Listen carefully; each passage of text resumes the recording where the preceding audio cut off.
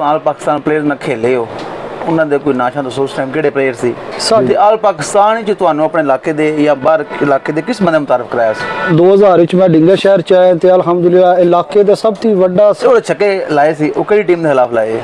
ਮੈਂ ਹਮੇਸ਼ਾ ਸ਼ਖਸੀਅਤ ਵੇਖਣਾ ਠੀਕ ਹੈ ਕਿ ਜਿਹੜਾ ਪਲੇਅਰ ਉਹਨੂੰ ਪਲੇਅਰ ਦੇ ਰੁਤਬੇ ਨਾਲ ਵੇਖੋ, ਬਿਲਕੁਲ ਉਹਨੂੰ ਕਿਸੇ ਹੋਰ ਲਹਿਜੇ ਨਾਲ ਨਹੀਂ ਵੇਖ। ਦੋਸਤ अस्सलाम वालेकुम। हाँ जी दोस्तों, की हाल है? ठीक हो? हरीयत है। सर सेल साहब ने इन्हों का जो चैनल है इनू प्रमोट करो, लाइक करो, इन्हों ये साढ़े इलाके की पहचान है।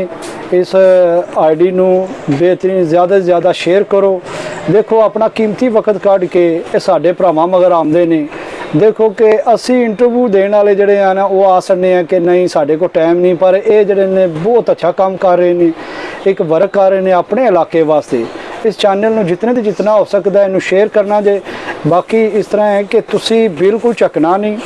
देखो मेरे को सर सेल साहब आए ने, उर्दू च भी कर लीदा प्रोग्राम, पंजाबी च भी कर लीदा। तुहानू ये कॉल करन इन्हां दा दिल करदा है कि मैं अपने इलाके दे जितने प्लेयर ने, जूनीयर ने, सीनियर ने, उन्हां दी मैं राय लां क्रिकेट दे हवाले नाल। ते तुसी झकना नहीं, शर्म सानू भी आमदी होवे दी कि की करना है ते की गल करां दे। कोई मसला नहीं, कोई डर नहीं, कोई खौफ ना रखो। तुसी इन्हां पंजाबी च इंटरव्यू देना है पंजाबी च दो, उर्दू च देना है उर्दू च दो, ते इन्हां नाल तामन करो, पूरे इलाके दी राय लैन। इस तरह तुहाडा एक झाका खुलेगा। जिहड़े यंगस्टर ने 18-20 साल की उम्र च बोलना सीख गए, समझ लो कि जिहड़े साडियां एजां च जाणदे ते पूरे इलाके की नुमाइंदगी पे करन दे, ते इन्हां नाल तामन करो। ते मेहरबानी, शुक्रिया, दुआवां याद रखियो।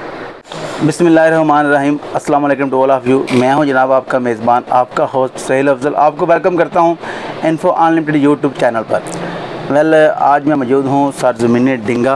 मेरे साथ मौजूद हैं लेजेंड क्रिकेटर, किसी तारीफ़ की मोहताज नहीं है, बहुत प्यारी शख्सियत, मियाँ ज़मीर अख्तर साहब फ्राम जोड़ा, जो कि ज़मीर स्पोर्ट्स डिंगा बरकत मार्केट कोलियाँ रोड उसके MD हैं। जैसा कि आप देख सकते हैं मनाज़र वीडियो में भी कि माशाल्लाह बड़ी अच्छी इनकी यहाँ पर शॉप है, ठीक है। और यहाँ पर क्वालिटी प्रोडक्ट्स मौजूद हैं। आपको जो हर चीज़ स्पोर्ट्स के रिलेटेड है, शर्ट्स हैं, बैट्स हैं, ट्रॉफ़ीज़ हैं, और इसके अलावा भी जो आप देख सकते हैं सामान यहाँ मौजूद है। तो आप इनका शॉप का विज़िट करें तो इंशाल्लाह यहाँ से आपको अच्छी वैरायटी मिलेगी। मेरे साथ जनाब मौजूद हैं मियाँ ज़मीर साहब फ्राम जोड़ा, जो कि ज़मीर स्पोर्ट्स के MD हैं। हम इनके साथ बातचीत का आगाज़ करते हैं। मियाँ साहब कैसे हैं? ठीक ठाक जी अल्हम्दुलिल्लाह, ठीक ठाक, शुक्र अल्हम्दुलिल्लाह। तो मियाँ साहब मैनू ये दसो कि तुहाडे क्रिकेट का सफ़र का आगाज़ है ये कदों होया सी, किस तरह होया सी? सर क्रिकेट का आगाज़ तकरीबन 95 थी होया। ठीक हो गया। तो उदों ये साडी वड्डी टीम सी 88 क्रिकेट क्लब जिला गुजरात ही 14। ठीक हो गया।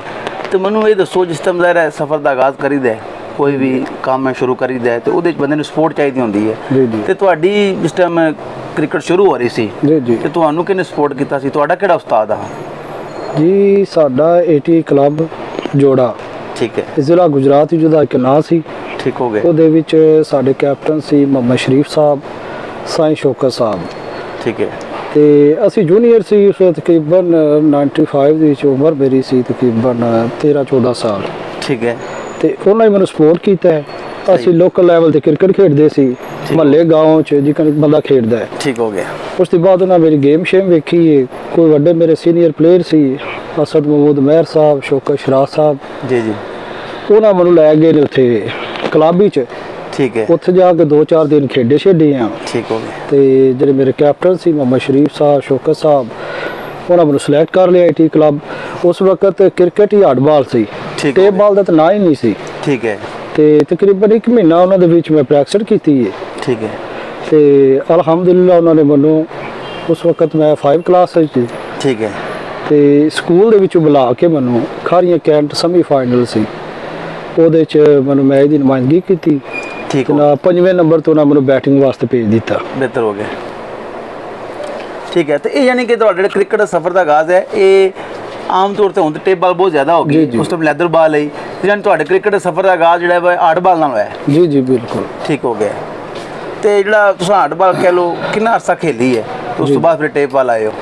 जी मेरी क्रिकेट अलहमदुलिल्लाह इलाका पूरा जानता है। मैं कोई ऐसा इलाके दे विच प्लेयर नहीं 90 ती बाद जी जी जिहदे नाल मेरी पहचान ना होवे या मैनू कोई जानदा ना होवे।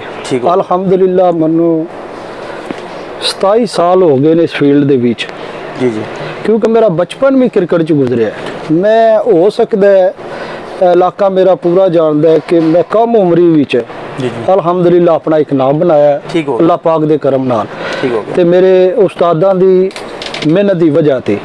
ਕਿਉਂ ਹਮੇਸ਼ਾ ਮੈਂ ਇਹ ਕਹਿਣਾ ਕਿ ਇੱਜ਼ਤ ਆਪਣੇ ਵੱਡੇ ਉਸਤਾਦਾਂ ਨੂੰ ਦੇਣੀ ਚਾਹੀਦੀ ਹੈ ਜੀ ਜੀ, ਜਿਹੜਾ ਤੁਹਾਨੂੰ ਇਸ ਫੀਲਡ 'ਚ ਲੈ ਕੇ ਆਇਆ। ਬਿਲਕੁਲ ਬਿਲਕੁਲ। ਜੇ ਉਹ ਮੇਰੀ ਮਦਦ ਨਾ ਕਰਦੇ ਜਾਂ ਮੈਨੂੰ ਸਪੋਰਟ ਨਾ ਕਰਦੇ ਤੇ ਮੈਂ ਜਿਕਣ ਆਮ ਲੜਕੇ ਪਿੰਡਾਂ 'ਚ ਖੇਡਦੇ ਨੇ ਉੱਥੇ ਦਾ ਉੱਥੇ ਹੀ ਰਹਿ ਜਾਣਾ ਸੀ ਕਿ ਬੰਦਾ 25 ਸਾਲ 'ਚ ਬਾਅਦ ਹੀ ਪਤਾ ਲੱਗਦਾ ਜ਼ਮੀਰ ਸੀ ਕੋਈ। ਜੀ ਜੀ ਜੀ, ਤੇ ਤੁਹਾਨੂੰ ਇਹ ਪਤਾ ਹੈ ਕਿ ਤੁਸੀਂ ਵੀ ਮੈਨੂੰ ਤਕਰੀਬਨ 20 ਸਾਲ ਤੇ ਜਾਣਦੇ ਹੋ, ਉਹਦੇ ਬਚਪਨ 'ਚ ਵੇਖਿਆ ਹੋਣਾ ਹੈ। ਬਿਲਕੁਲ। ਤੇ ਉਹਨਾਂ ਦੀ ਜਿਹੜੇ ਉਸਤਾਦ ਨੇ ਉਹਨਾਂ ਦੀ ਵਜ੍ਹਾ ਤੇ ਹਮੇਸ਼ਾ ਪਲੇਅਰ ਅੱਗੇ ਆਉਂਦਾ ਹੈ ਜੀ ਜੀ, ਕਿਉਂਕਿ ਉਹ ਤੁਹਾਨੂੰ ਮਕਾਮ ਦਿੰਦੇ ਨੇ ਇੱਕ ਕਲੱਬ ਤੋਂ ਦੂਜੇ ਕਲੱਬ ਵਿੱਚ, ਫਿਰ ਦੂਸਰੇ ਪਿੰਡਾਂ 'ਚ ਜਾ ਕੇ ਠੀਕ ਹੈ। ਸ਼ਹਿਰਾਂ 'ਚ ਜਾ ਕ੍ਰਿਕਟ ਖੇਡਣ ਦਾ। ਜੇ ਉਹ ਸਪੋਰਟ ਨਾ ਕਰਨ ਤੇ ਬੰਦਾ ਉੱਥੇ ਦਾ ਉੱਥੇ ਹੀ ਰਹਿ ਜਾਂਦਾ। ਠੀਕ ਹੋ ਗਿਆ। ਅੱਛਾ, ਇਸ ਤੋਂ ਇਲਾਵਾ ਮੈਨੂੰ ਇਹ ਦੱਸੋ ਜਿਹੜਾ ਤੁਹਾਡਾ ਟੇਪ ਬਾਲ ਹੈ ਜੀ ਜੀ ਜਿਸ ਦਾ ਆਗਾਜ਼ ਹੋਇਆ ਹੈ, ਠੀਕ ਹੈ, ਜੀ ਜੀ। ਤੇ ਤੁਸੀਂ ਕਿਹੜੇ ਇੱਕ ਦੋ ਯਾਦਗਾਰ ਇਵੈਂਟ ਖੇਲੇ ਨੇ ਸ਼ੁਰੂ ਤੋਂ ਜੀ ਕਿ ਜੀ। ਜਿੱਥੋਂ ਤੁਹਾਨੂੰ ਬੂਸਟ ਮਿਲਿਆ, ਅੱਛਾ ਪਰਫਾਰਮ ਕੀਤਾ ਜਾਂ ਚੇਂਜ ਖੇਲੇ, ਜੈਸਾ ਹੁੰਦਾ ਹੈ ਨਾ ਜੀ ਕਿ ਜੀ। ਬੰਦਾ ਜਿਸ ਨੂੰ ਕਹਿ ਰਿਹਾ 5ਵੇਂ ਨੰਬਰ ਤੇ ਗਿਆ, ਜੀ ਜੀ। ਕਿਉਂਕਿ ਜ਼ਿਆਦਾ ਫਿਰ ਟੇਪ ਬਾਲ ਬਾਅਦ 'ਚ ਖੇਲੀ ਉਸ ਤੋਂ ਬਾਅਦ ਤੇ ਜੀ ਜੀ। ਟੇਪ ਬਾਲ ਵਿੱਚ ਤੁਸੀਂ ਮਤਲਬ ਜਿਹੜਾ ਆਪਣਾ ਸ਼ੁਰੂ ਦੀ ਇੱਕ ਦੋ ਅੱਛੀ ਇਨਿੰਗਸ ਖੇਲੀ ਹੈ ਕਿ ਲੋਕਾਂ ਨੂੰ ਪਤਾ ਲੱਗਿਆ ਕਿ ਯਾਰ ਕੋਈ ਜੋੜਿਆਂ ਦਾ ਜ਼ਮੀਰ ਵੀ ਹੈ, ਉਹ ਕਿਹੜੀ ਇਨਿੰਗਸ ਹੈ ਉਹਦੇ ਬਾਰੇ ਕੋਈ ਦੱਸੋ। ਜੀ ਸੀ ਜਿਹੜੇ ਸ਼ੁਰੂ ਤੋਂ ਕ੍ਰਿਕਟ ਖੇਡੀ ਤੋਂ ਤੇ ਹੱਡਬਾਲ ਸੀ ਜੀ ਜੀ ਤੇ ਸਾਡੇ ਕਲੱਬ ਦੀ ਬੜੀ ਸਖਤੀ ਸੀ ਸਾਡੇ ਕੈਪਟਨ ਦੀ। ਜੀ ਜੀ, ਕਿਉਂਕਿ ਉਸ ਵਕਤ ਜਿਹੜੀ ਟੇਪ ਬਾਲ ਕ੍ਰਿਕਟ ਹੈ ਨਾ ਇੱਕ ਰਬੜ ਦਾ ਬਾਲ ਹੁੰਦਾ ਸੀ ਤੇ ਇਹਨੂੰ ਕੋਈ ਕ੍ਰਿਕਟ ਨਹੀਂ ਸਮਝਦਾ ਸੀ। ਜੀ ਜੀ ਜੀ, ਕਿਉਂਕਿ ਅਸੀਂ ਆਏ ਭਾਵੇਂ ਛੋਟੀ ਉਮਰ 'ਚ, ਪਰ ਜਿਹੜੇ ਉਸਤਾਦ ਸੀ ਉਹਨਾਂ ਦੀ ਕ੍ਰਿਕਟ ਦਾ ਆਗਾਜ਼ 1970-72 'ਚ ਹੋਇਆ ਸੀ। ਠੀਕ ਹੈ ਠੀਕ। ਉਹ ਜਿਸ ਵੇਲੇ 92 ਤੋਂ ਬਾਅਦ 95 ਤੋਂ ਬਾਅਦ ਥੋੜਾ ਬਾਲਾ ਟੇਪ ਬਾਲ ਚੱਲਣ ਲੱਗ ਪਿਆ, ਉਹ ਇਸ ਕ੍ਰਿਕਟ ਨੂੰ ਅਹਿਮੀਅਤ ਨਹੀਂ ਦਿੰਦੇ ਸੀ। ਉਹ ਇਹ ਸਮਝਦੇ ਸੀ ਕਿ ਇੱਕ ਮਜ਼ਾਕ ਹੈ। ਠੀਕ ਹੋ ਗਿਆ। ਤੇ ਉਹ ਸਾਡੇ ਤੇ ਬੜੀ ਪਾਬੰਦੀ ਸੀ ਸਾਡੇ ਕਲੱਬ ATI ਤੇ।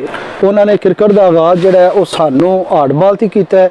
ਟੇਪ ਬਾਲ ਦਾ ਉਹ ਕ੍ਰਿਕਟ ਖੇਡਣ ਵਾਸਤੇ ਸਖਤੀ ਸੀ, ਉਹਦੇ ਤੇ ਪਾਬੰਦੀ ਤੇ ਜੁਰਮਾਨਾ ਸੀ। ਠੀਕ ਹੈ। ਫਿਰ ਕੋਈ ਸਾਡੇ ਪਲੇਅਰ ਸੀ ਜੇ ਟੀਮ ਦੇ ਵਿੱਚ ਸਮਝ ਲਓ ਕਿ ਕਹਿਣ ਦੇ ਬਾਵਜੂਦ ਵੀ ਜਿਹੜਾ ਹੈ ਨਾ ਅੱਗੇ ਪਿੱਛੇ ਉਸ ਵਕਤ ਇੱਕ ਮੈਚ ਖੇਡਣ ਵਾਸਤੇ 300 ਰੁਪਇਆ ਜੁਰਮਾਨਾ ਸੀ ਟੇਪ ਬਾਲ ਦਾ ਟੂਰਨਾਮੈਂਟ। ਬਹੁਤ ਜ਼ਿਆਦਾ 300 ਰੁਪਏ ਜਾਂ 300 ਬਹੁਤ ਰੁਪਏ, ਪਰ ਉਹ 300 ਵੀ ਦੇ ਸਕਦੇ ਸੀ ਤੇ ਪਰ ਟੇਪ ਬਾਲ ਦਾ ਕਿਰੇ ਨਾ ਕਿਰੇ ਟੂਰਨਾਮੈਂਟ ਕਿਉਂਕਿ ਆਗਾਜ਼ ਹੋ ਗਿਆ ਸੀ ਕ੍ਰਿਕਟ ਦਾ। ਜੀ ਜੀ, ਉਹਦੇ ਵਿੱਚ ਸਮਝ ਲਓ ਕਿ ਅਸੀਂ ਕ੍ਰਿਕਟ ਦਾ ਆਗਾਜ਼ ਕੀਤਾ ਹੈ। ਬਚਪਨ ਸੀ, ਥੋੜਾ ਬਾਲਾ ਮੌਕਾ ਲੱਗਾ 97 ਚ ਕੋਈ 2-3 ਛੱਕੇ ਕੀਤੇ, ਇੱਕ ਮੈਚ ਹੀ 2-3 ਹੀ ਕੀਤੇ।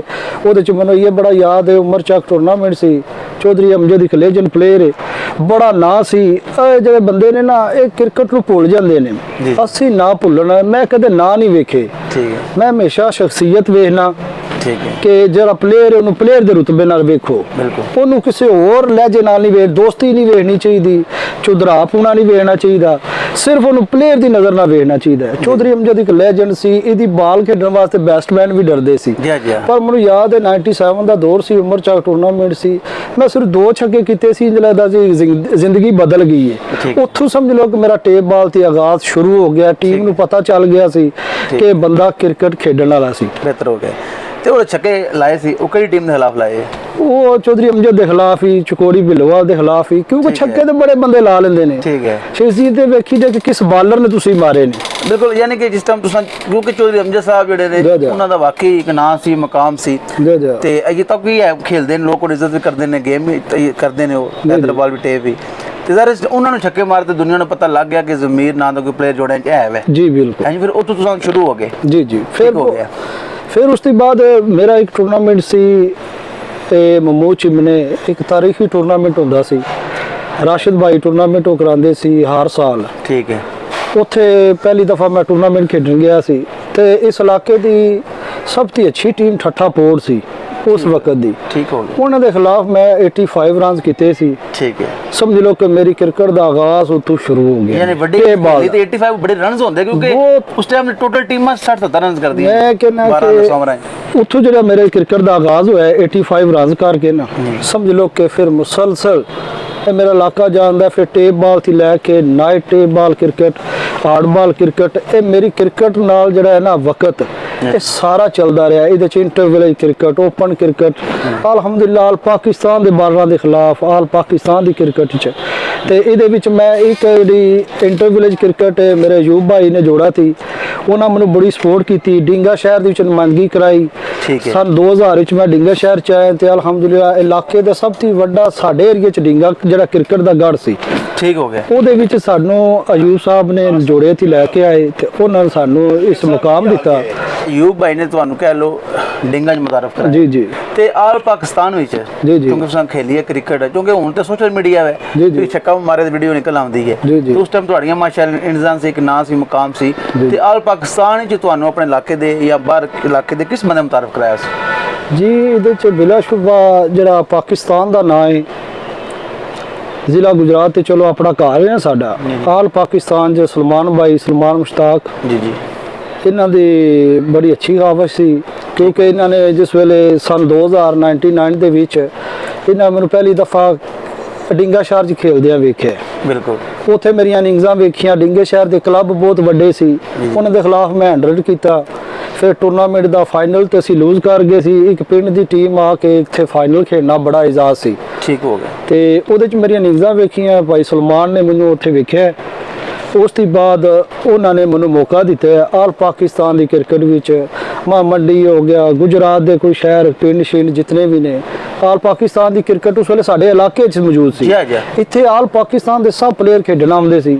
ਉਹਦੇ ਵਿੱਚ ਉਹਨਾਂ ਨੇ ਮੈਨੂੰ ਜਿਹੜਾ ਹੈ ਨਾ ਉਹ ਮੌਕਾ ਦਿੱਤਾ ਤੇ ਸਮਝ ਲਓ ਕਿ ਉਹਨਾਂ ਨੇ ਮੇਰਾ ਆਗਾਜ਼ ਕਰਾਇਆ ਸੀ। ਤੇ ਇਹ ਦੱਸੋ ਕਿ ਜਿਹੜੇ ਤੁਸੀਂ ਆਲ ਪਾਕਿਸਤਾਨ ਪਲੇਅਰ ਨਾਲ ਖੇਲੇ ਹੋ, ਉਹਨਾਂ ਦੇ ਕੋਈ ਨਾਸ਼ਾਂ ਦੱਸੋ, ਉਸ ਟਾਈਮ ਕਿਹੜੇ ਪਲੇਅਰ ਸੀ? ਸਾਡੇ ਇਲਾਕੇ ਦੇ ਵਿੱਚ ਜਿਹੜਾ ਮਸ਼ਹੂਰ ਪਲੇਅਰ ਹੋ ਜਾਂਦੇ ਨੇ ਨਾ, ਡਾਕਟਰ ਇਰਫਾਨ ਸਾਹਿਬ ਹੋ ਗਏ, ਜ਼ਹੀਰ ਕਾਲੀਆ ਸਾਹਿਬ ਹੋ ਗਏ, ਇੱਕ ਲਾਹੌਰ ਦਾ ਯੂਨਸ ਬਾਈ ਨੇ ਬਹੁਤ ਅੱਛਾ, ਬੜੇ ਅੱਛੇ ਇਸ ਇਲਾਕੇ ਦੇ ਵਿੱਚ ਜੇ ਉਹਨਾਂ ਨੇ ਆਪਣਾ ਇੱਕ ਨਾਂ ਕਮਾਇਆ ਤੇ ਉਹ ਯੂਨਸ ਸਾਹਿਬ ਨੇ। ਟੈਨਿਸ ਨਾਲ ਵੀ ਖੇਡੇ ਆ, ਉਹਦੇ ਵਿੱਚ ਇਰਫਾਨ, ਛੋਟਾ ਇਰਫਾਨ ਹੈ, ਉਹ ਕੀ ਉਹਦਾ ਨਾਂ ਹੈ, ਵਸੀਮ ਲੈਫਟੀ ਸਾਹਿਬ, ਉਹ ਇੱਕ ਜੋ ਸੂਰੀਅਤ ਦੀ ਨਾਂ ਥੀ ਮਸ਼ਹੂਰ ਸੀ ਨਾਂ ਥੀ। ਉਹ ਇਲਾਕੇ ਇਸ ਟਾਈਮ ਸਾਡੇ ਇਲਾਕੇ 'ਚ ਕ੍ਰਿਕਟ ਜ਼ਿਆਦਾ ਪਲੇਅਰ ਸੀ। ਆਮਰ ਜਾਫਰੀ ਸਾਹਿਬ, ਮੁਸਤੀ ਸਾਹਿਬ ਸਾਡੇ ਜਿਤਨੇ ਨੇ ਸਭ ਤੋਂ ਜ਼ਿਆਦਾ ਜਿਹੜੇ ਕਲੱਬ ਜਿਹੜਾ ਮੰਡੀ ਦਾ ਜਿਹੜਾ ਸੀ ਨਾ ਇਸ ਇਲਾਕੇ ਦੇ ਵਿੱਚ ਉਹ ਮੁਤਰਕ ਸੀ। ਠੀਕ ਹੋ ਗਿਆ। ਮੰਡੀ ਵਾਲੇ ਮੁਫਤੀ ਸਾਹਿਬ ਸੈੱਟ ਲੈ ਕੇ ਆਉਂਦੇ ਹੁੰਦੇ ਸੀ। ਜੀ ਜੀ। ਆਮਰ ਜਾਫਰੀ ਮੈਂ ਨਾ ਬਹੁਤ ਅੱਛੇ ਆਦਮੀ ਸੀ। ਜੀ ਜੀ। ਉਹਨਾਂ ਨਾਲ ਵੀ ਬੜਾ ਮੌਕਾ ਮਿਲਿਆ ਕ੍ਰਿਕਟ ਖੇਡਣ ਦਾ। ਜੀ। ਤੇ ਅੱਲਾਹ ਪਾਕ ਜਨਤਾ ਨੂੰ ਘਰ ਕਰਨੇ, ਸ਼ਰੀਫੁਲ ਇਨਸਾਨ ਸੀ।